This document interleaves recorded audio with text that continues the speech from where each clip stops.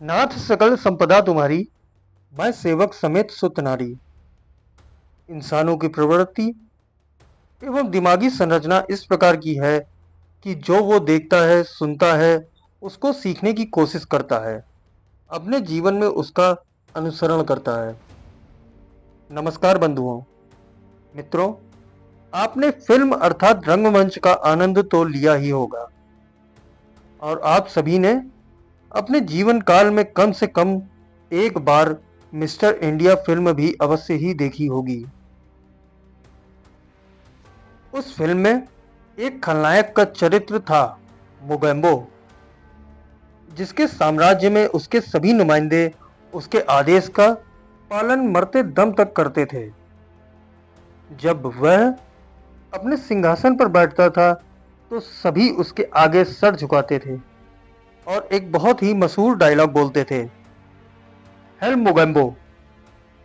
तो उस पर खलनायक खुश होकर कहता था कि मोगेम्बो खुश हुआ। ठीक उसी तरह की परिस्थिति आज हमारे समाज की है। कैसे? आइए जानते हैं। कुछ सालों से, जब से शूद्रों को ग्रंथ, पुराण आदि धार्मिक किताबों को पढ़ने, छूने तथा धार्मिक कर्मकांड व पूजा पाठ, हवन में भाग लेने तथा घर पर अनुष्ठान करने की अनुमति मिली है, तब से बहुजन अपनी छोटी सी सफलता एवं खुशी को भगवान का दिया आशीर्वाद मानते हैं तथा उसी खुशी में घर पर ग्रंथों, पुराणों का पाठ व कथा आदि करवाते हैं।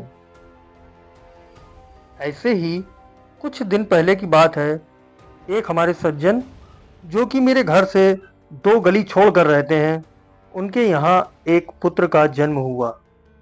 वे बहुत ही खुश हुए। परिवार में नए मेहमान के आने की खुशी में उन्होंने अखंड पाठ कराने का विचार किया।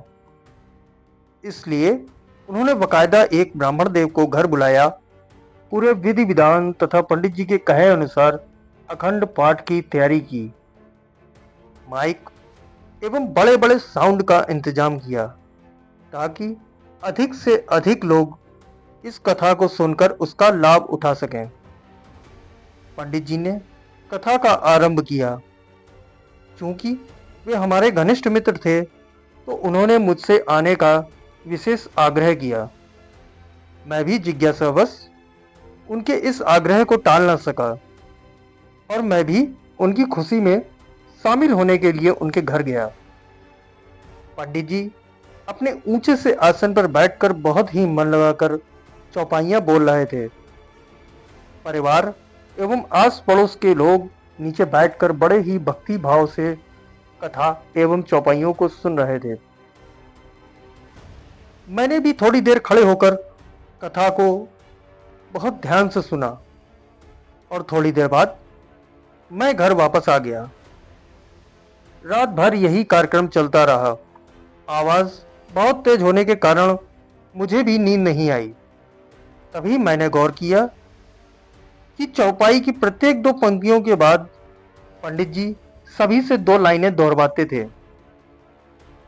और नीचे बैठे लोग बड़ी ही श्रद्धा से वो दोहरा भी रहे थे। वो लाइनें थी, नाथ सकल संपदा तुम्हारी, मैं सेवक समेत सुत नारी।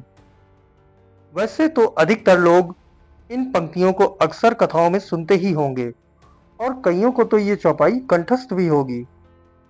ये पंक्तियां अयोध्या बालकांड की चौपाइयों में से है और भावार्थ इस प्रकार है।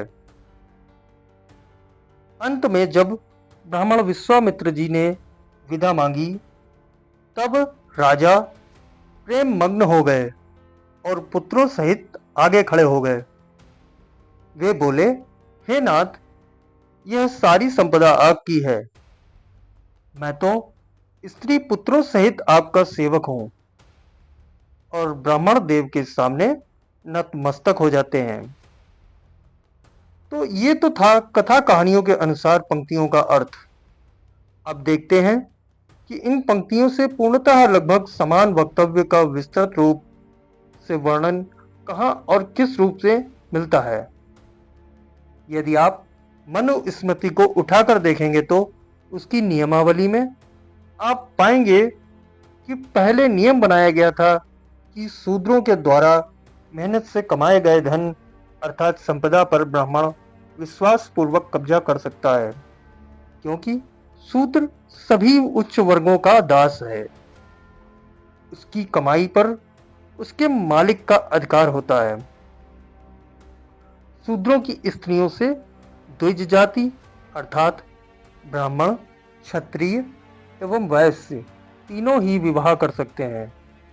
शूद्र द्विज अर्थात ब्राह्मण, क्षत्रिय, वैश्य की सेवा करेगा। यही नहीं, ऐसे बहुत से नियम मनुस्मृति में आपको मिल ही जाएंगे जो ये बताते हैं कि पहले के समय में शूद्र मतलब यहाँ के मूल निवासियों की दशा एवं परिस्थिति क्या थी। वर्तमान समय में यदि देखा जाए तो अप्रत्यक्ष रूप से मनुस्मृति का अनुपालन समाज में प्रचलित है।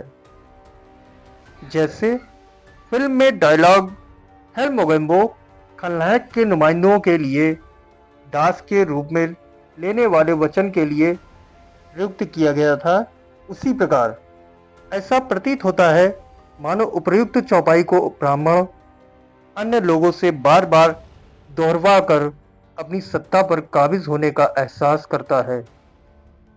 खैर, लेकिन बात अवश्य ही गौरतलब है कि ये वही धार्मिक ग्रंथ, कथाएं, पूजा पाठ, मंदिर आदि हैं जिनको सुनने, कंठस्थ करने तथा छूने मात्र पर ही शूद्रों के कान में शीशा पिघलाकर डालने की तथा उनके जीभ काटे जाने की बात कही जाती थी।